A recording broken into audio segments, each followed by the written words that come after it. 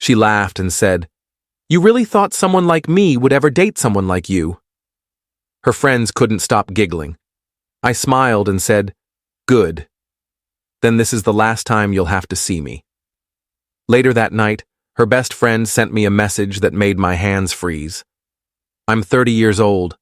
I work in IT consulting, make decent money, keep myself in shape, and I've always been the kind of guy who minds his own business. I'm not the loudest person in the room, but I'm not invisible either. I thought I knew what I wanted. A stable relationship, someone genuine, maybe eventually a family. I thought I'd found that with Emma.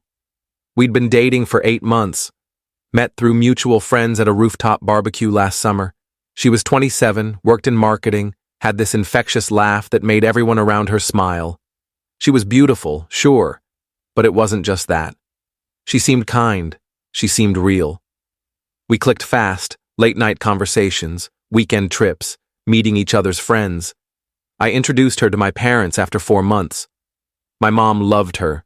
My dad said she had good energy. I was falling hard. But there were signs I ignored. Little things. She'd check her phone constantly when we were together, then laugh and say it was just work or her friends being dramatic. She'd cancel plans last minute sometimes, always with a reasonable excuse. Her mood would shift unexpectedly, warm and affectionate one day, distant and distracted the next. I told myself every relationship had rough patches. I told myself I was overthinking. 3 weeks ago, everything changed. It was a Friday night. We'd planned to meet at this trendy wine bar downtown that her friends loved. I got there around 8, wearing a button-down she once said made my eyes look nice. I spotted her at a corner table with 4 of her friends, Jess, Alicia, Maya, and someone I didn't recognize. They were already laughing, glasses half empty, the kind of pre-tipsy energy that makes everything funnier than it should be. I walked over with a smile. "Hey, sorry I'm a bit late. Traffic was insane." Emma looked up at me, and there was this split second where her expression was blank. Not warm, not welcoming, just blank. Then she glanced at her friends, and Jess smirked. "Oh, he actually showed up," Jess said. I laughed, thinking it was a joke. Of course I showed up. Why wouldn't I? Emma took a long sip of her wine. Then she set the glass down, looked me dead in the eye, and said, "Honestly? I don't know why you keep trying so hard." The table went quiet. Then Maya giggled nervously. "What do you mean?" I asked. Emma leaned back in her chair, arms crossed. "I mean, look at you. Look at us." She gestured around the table. "You really thought someone like me would ever seriously date someone like you?" Her friends couldn't stop giggling. Not loud, obnoxious laughter, just these little snickers, like they were in on some inside joke I wasn't part of. Alicia covered her mouth. Jess stared at her drink, grinning. I stood there for what felt like an eternity. My chest tightened. My face got hot. But I didn't yell. I didn't make a scene. I just smiled. Not a fake smile, but the kind you give when you finally understand something you should have seen coming. "Good," I said. "Then this is the last time you'll have to see me." I turned and walked out. Didn't look back. Didn't wait for a response. I could hear Emma say something behind me, maybe my name, but I kept walking. Got in my car, drove home, sat on my couch in the dark for 2 hours, replaying the whole thing in my head. I didn't cry right away. I was too numb, too confused. 8 months. I'd met her family. I'd helped her move apartments. I'd listened to her cry about her job, her insecurities, her past. And this was how it ended? In front of her friends, like I was some punchline she'd been waiting to deliver? Around midnight, my phone buzzed. A text from a number I didn't recognize. "Hey, this is Alicia, Emma's friend from tonight. I need to talk to you. I'm so sorry about what happened. You didn't deserve that." I stared at the message. Alicia, Emma's friend, the one who'd been sitting right there. I almost deleted it. Almost blocked the number. but something in the tone felt genuine. I typed back, "Why are you texting me?" 3 dots appeared, then, "Because what she did was wrong. And there's more you should know, not to hurt you more, but because you deserve the truth. Can we talk tomorrow?" My hands froze. Update 1: I didn't sleep that night. I kept staring at Alicia's message, reading it over and over. Part of me wanted to ignore it, just block everyone connected to Emma and move on. But I couldn't. The phrase, "there's more you should know," kept echoing in my head. At 2 in the morning, I finally replied, "Fine. Coffee shop on 5th and Main, noon tomorrow." She responded instantly, "I'll be there. Thank you." The next day felt surreal. I went through my morning routine on autopilot. Shower, coffee, staring at my phone, wondering what I was walking into. At 11:30, I drove to the coffee shop. Got there early. Ordered a black coffee I didn't touch. Sat by the window watching people walk by, wondering what the hell I was doing. At exactly noon, Alicia walked in. She looked different from the night before. No makeup, hair in a simple ponytail, wearing jeans and a sweater. She looked tired. She ordered tea at the counter, then sat across from me. "Thanks for meeting me," she said quietly. I didn't say anything, just waited. She took a breath. "Look, I know you probably don't want to hear from any of us ever again. I don't blame you. What happened last night was... I've been thinking about it all night. I couldn't sleep." "Why did she do that?" I asked. My voice came out flatter than I expected. "I don't know," Alicia said. "I mean, I have theories, but I don't really know. Emma's been my friend for 5 years, and sometimes I don't understand her at all." "What did you mean when you said there's more I should know?" Alicia looked down at her cup. "Emma's been going through something. I don't know all the details because she doesn't talk about it, but I know she's been seeing a therapist. Something about commitment issues, self-sabotage patterns. Jess mentioned it a few weeks ago." I felt a knot form in my stomach. "So this was... what? Some kind of test?" "I don't think so. I think she got scared. You were getting serious. You met her parents. She told me once that whenever things get real, she finds a way to destroy them before they can destroy her." Alicia looked up at me. "That doesn't excuse what she did. Nothing excuses that. But I thought you should know it wasn't about you. It was never about you." "It felt pretty personal," I said. "I know. And I'm so sorry. I should have said something last night. I should have stood up for you. Instead, I just sat there like a coward." We sat in silence for a moment. "Why are you telling me this?" I asked. "Because you seem like a good person." And I watched Emma destroy something good because she's too scared to let herself be happy. I've watched her do it before, just never that cruelly. And I realized I've been enabling her by staying quiet, by laughing along, by pretending her behavior is just Emma being Emma. Alicia pulled out her phone, hesitated, then put it away. "I was going to show you some messages, but I realized that's not my place. That would just be more drama, more pain. What I will say is this. Emma texted the group chat after you left last night. She didn't apologize. She didn't feel bad. She said she finally got the courage to end things and that she felt free." My chest tightened. "I left the group chat after that," Alicia continued. "I told Emma this morning that I can't be friends with someone who treats people that way. She called me a traitor. Jess and Maya are mad at me too. But I don't care anymore. I needed you to know that not everyone thought what happened was okay." I looked at this woman I barely knew, who'd risked her friendships to tell me the truth, and I felt something shift. Not better exactly, but less alone. "Thank you," I said, "for telling me, for being honest." "I'm sorry it happened at all," she said. We talked for another 20 minutes. She told me more about Emma's pattern, how she'd done similar things to previous boyfriends, though never quite as publicly. How Jess and Maya encouraged her worst impulses instead of calling her out. How Alicia had stayed friends with them out of habit, out of history, but realized she didn't actually like the people they'd become. When we left, Alicia gave me her number. If you ever need to talk, or if you have questions, reach out. I know I'm probably the last person you want to hear from, but the offer stands. I thanked her again and drove home. That night, I did something I hadn't done in years. I called my older brother, David. Update 2. David lives 3 hours away with his wife and 2 kids. We're close, but we don't talk about feelings much. We talk about sports, work, dad jokes. So when I called him Saturday night and said, I need advice, I could hear the surprise in his voice. What's going on? He asked. I told him everything. The relationship, the wine bar, the humiliation, the conversation with Alicia.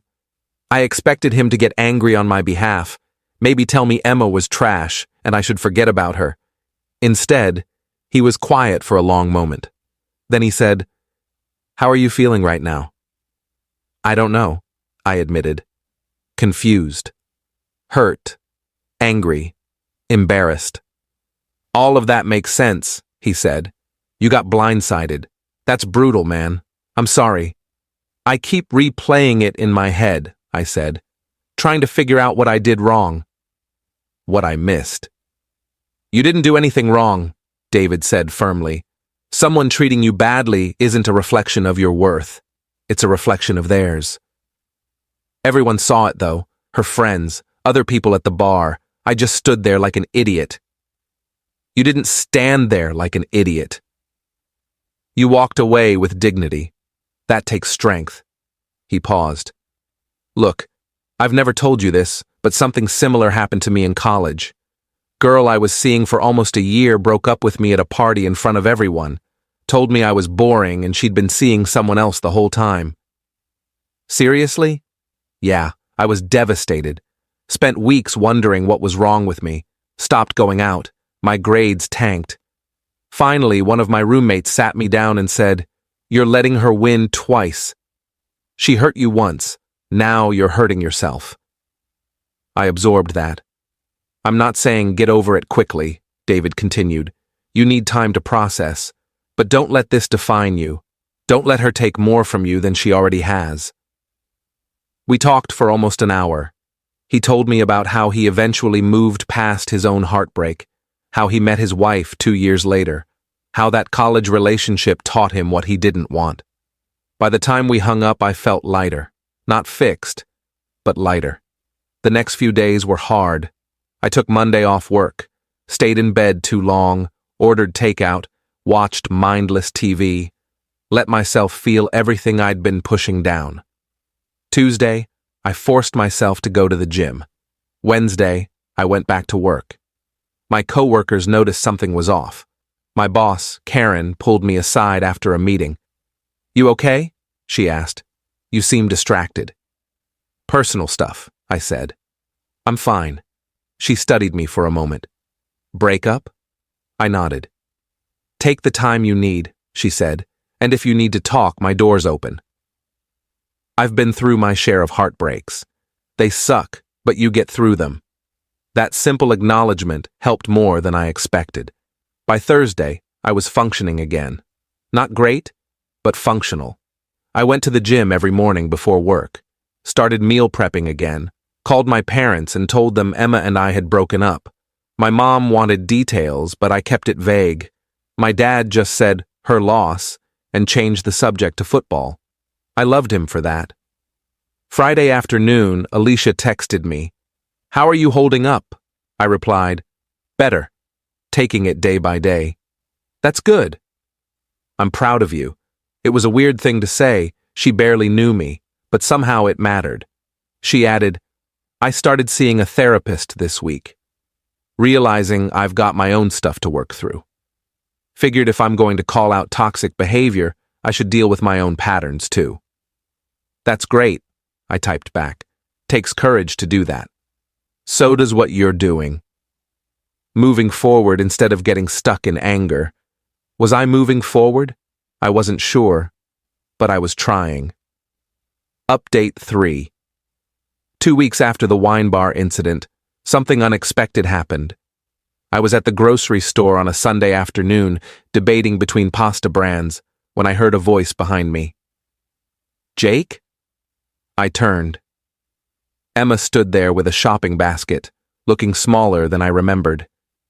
No makeup, hair pulled back. She looked like she'd been crying recently. My first instinct was to walk away. My second was to say something cruel. I did neither. "Emma," I said neutrally. "Can we talk?" she asked. "Please, just for a minute." Every part of me wanted to say no, but curiosity won. "Fine. 1 minute." We stepped to the side of the aisle. She set her basket down and wrapped her arms around herself. "I'm sorry," she said quietly. "What I did was unforgivable." "I know that. I don't expect you to forgive me. I just needed you to hear me say it." I waited. "I've been in therapy," she continued, "trying to figure out why I do the things I do. My therapist says I have this pattern of pushing people away when they get too close. Something about fear of abandonment stemming from my parents' divorce. It doesn't excuse what I did. Nothing does. But I wanted you to know it wasn't about you. You were amazing. You were everything I should have wanted." "But you didn't want it," I said. "I did. That's what scared me." Her eyes filled with tears. "When you introduced me to your parents, I panicked. It felt too real, too permanent, and instead of talking to you about it like an adult, I sabotaged everything in the worst way possible." I studied her face. She looked genuine, broken even. A month ago, this conversation would have destroyed me. Now, I just felt tired. "I appreciate the apology," I said, "but it doesn't change anything." "I know. You humiliated me in front of your friends. You made me feel worthless. And according to Alicia, you didn't even feel bad about it afterward." Emma flinched. "I did feel bad. I didn't know how to admit that, so I pretended I didn't care. I'm really good at pretending." "I can tell." We stood there in uncomfortable silence. "Are you seeing someone?" she asked. "That's not your business anymore." "Right. Sorry." She wiped her eyes. "I just want you to know that you didn't deserve what I did. You were a good boyfriend, a good person. I hope you find someone who appreciates that." "I hope you figure out whatever you need to figure out," I said, and I meant it. Not because I wanted to reconcile, but because holding on to anger felt exhausting. Emma nodded, grabbed her basket, and walked away. I stood there for a moment, processing what had just happened. Then I grabbed my pasta and continued shopping. That night, I called David again. "She apologized," I told him. "How do you feel about that?" "I don't know. It felt genuine, but it also felt too late." "It probably is too late," David said, "but at least she acknowledged it. Some people never do. Do you think people can change? Maybe. With real work and real commitment. But that's not your responsibility. Your responsibility is to yourself." He was right. Update 4. A month passed, then another. Life started to feel normal again. I got promoted at work. Nothing huge, just a senior consultant position, but it came with a raise and more autonomy. I started going to a weekly basketball pickup game at the community center, made some new friends. One of them, Marcus, worked in construction and had the kind of straightforward personality I'd been craving. No games, no hidden meanings, just honest conversation. I also kept in touch with Alicia. We'd meet for coffee every couple of weeks. She'd update me on her therapy progress. I'd tell her about work and the basketball games. It was nice having a friendship that felt drama-free. One evening in late spring, almost 3 months after everything happened, Alicia and I met at a different coffee shop. She seemed excited about something. "I joined a hiking group," she announced. "Met some really cool people. It's been amazing getting out of my usual circle, meeting people who don't know the old me." "That's great," I said genuinely. "And I've been thinking, she continued. "The group is doing a big hike next month up in the mountains. It's a weekend trip, camping, bonfires, the whole thing. You should come." "I don't know." "Come on. When's the last time you did something completely outside your comfort zone? Plus, there's someone in the group I think you'd get along with." I raised an eyebrow. "Are you trying to set me up?" "Maybe." Her name's Rachel. She's a graphic designer, loves sci-fi movies, has a great sense of humor. No pressure, though. Just come for the hike. If you two click, great. If not, you got a fun weekend out of it. I thought about it. The old me would have said no immediately, would have said I wasn't ready. But something had shifted over the past few months. I'd spent so much time healing, processing, rebuilding. Maybe it was time to actually live again. "Okay," I said. "I'll come." Alicia grinned. "You won't regret it." The hike was incredible. The group was about 12 people, all different ages and backgrounds, all genuinely nice. And Rachel. Alicia was right. We clicked immediately. She was funny and sharp, with this self-deprecating humor that put me at ease. We ended up talking by the campfire until 2 in the morning, discussing everything from our favorite movies to our worst relationship stories. I told her about Emma. Not all the details, just the broad strokes. She listened without judgment. "Sounds like you handled it well," she said, walking away with dignity. "Doing the work to heal. That takes emotional maturity." "I didn't have much choice," I said. "You always have a choice. You could have gotten bitter, closed yourself off. Instead, you're here, on a mountain, taking a chance on meeting new people. That's brave. I'd never thought of it that way." We exchanged numbers that weekend, started texting, met for dinner a week later, then another dinner, then a movie. I was careful not to rush things, not to project my past onto this new connection. Rachel was patient, understanding. She'd been through her own heartbreak and knew what it was like to rebuild trust. Final update. It's been almost a year since that night at the wine bar. A year since Emma said those words that felt like they'd define me forever. They don't anymore. I'm still with Rachel. We took things slow, but we're solid. She met my parents last month. My mom loves her. My dad said she has good energy. The same thing he said about Emma, which made me nervous at first. But Rachel is nothing like Emma. She's consistent. She's kind. She communicates. When she's scared or unsure about something, she tells me instead of sabotaging everything. I saw Emma one more time, about 2 months ago. I was at a coffee shop with Rachel, and Emma walked in with someone, a guy I didn't recognize. We made eye contact. She gave me a small, sad smile. I nodded back. That was it. No conversation, no drama, just 2 people who used to know each other, moving in different directions. Alicia is doing great. She's in a relationship now, too, with someone she met through the hiking group. We still meet for coffee, but less frequently now that we both have full lives. She told me recently that leaving her old friend group was the best decision she ever made. She's lighter now, happier. I think about that night sometimes. The humiliation, the pain, the feeling that I'd never recover. But I did recover. Not because I got revenge or made Emma feel as bad as she made me feel. I recovered because I chose to. Because I did the work. Because I surrounded myself with people who genuinely cared about me. My brother David was right. Emma hurt me once. I didn't let her hurt me twice by staying stuck. I won't pretend it was easy. There were dark days. Days I didn't want to get out of bed. Days I questioned everything about myself. But those days passed. And on the other side was a life I'd built intentionally, with people who valued me. Someone asked me recently if I'd forgiven Emma. I don't know if forgiveness is the right word. I've let go of the anger. I've accepted that what happened says more about where she was in her life than anything about my worth. I hope she's doing better. I hope her therapy helped. But whether it did or not isn't my concern anymore. I'm focused on my own life now, on Rachel, on my career, on the friendships I've built, on being the kind of person I'm proud to be. That night at the wine bar taught me something important. How someone treats you in your worst moment tells you everything you need to know.